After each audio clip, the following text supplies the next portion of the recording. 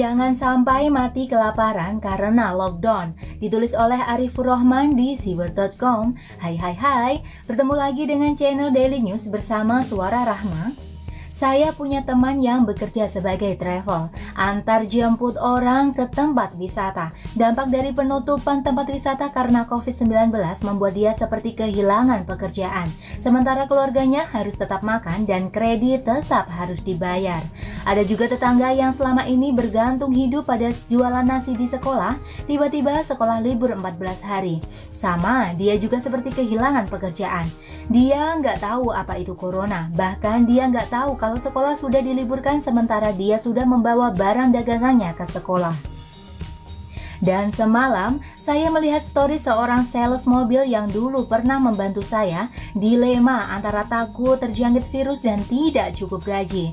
Berapa banyak orang yang menjalani kehidupan segetir itu sekarang? Nggak tahu, yang pasti banyak. Lalu bagaimana kalau benar-benar lockdown? Artinya nggak boleh lagi ada aktivitas di luar rumah. Saya curiga yang mati karena nggak makan akan jauh lebih banyak dari jumlah orang yang terpapar virus COVID-19. Santai, kenyataannya memang begitu. Yang sembuh jauh lebih banyak ketimbang yang mati di negara lain. Sampai di sini mungkin akan ada yang bilang, jangan lebay, kan bisa pinjam ke tetangga. Bukankah banyak orang gak bekerja selama sebulan dan tetap hidup?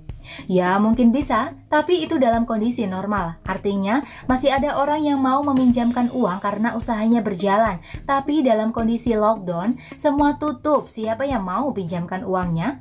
Semua orang akan mempertahankan dirinya masing-masing. Ada juga komentar klasik, kalau tidak lockdown sementara virus terus menyebar, bagaimana dengan rakyat miskin? Kalau ada orang kaya dan miskin datang ke rumah sakit, kira-kira siapa yang bakal dilayani lebih dulu? Pasti orang kaya. Secara aturan medis jelas tidak diatur kaya, miskin dalam hal penanganan. Yang didahulukan selalu pasien dalam kondisi darurat. Pertanyaan kaya miskin itu patutnya ditanyakan pada kondisi lockdown. Kira-kira siapa yang bisa borong makanan untuk kebutuhan sebulan? Orang kaya apa orang miskin? Memangnya kalau lockdown si miskin mampu beli persediaan makanan? Kalau sudah begini, paling jawabannya ya itu tanggung jawab pemerintah untuk memenuhi kebutuhan pokok masyarakat. Kita kan sudah bayar pajak, hahaha. Dalam kondisi seperti sekarang, ketika sekolah dan wisata tutup, saat diskusi dengan seorang teman, kalau apa yang dilakukan pemerintah ini nanggung, sudah ada yang terdampak. Sekalian saja tutup semuanya, lockdown nasional, biar cepat selesai dan kita kembali normal.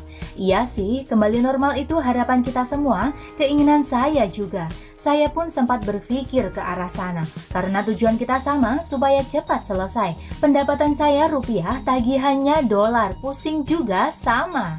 Tapi pemerintah perlu memikirkan semua orang dan hajat mayoritas. Untuk urusan resiko, harus diambil resiko terendah, dan sekarang resiko penutupan wisata dan sekolah itulah yang kita pilih.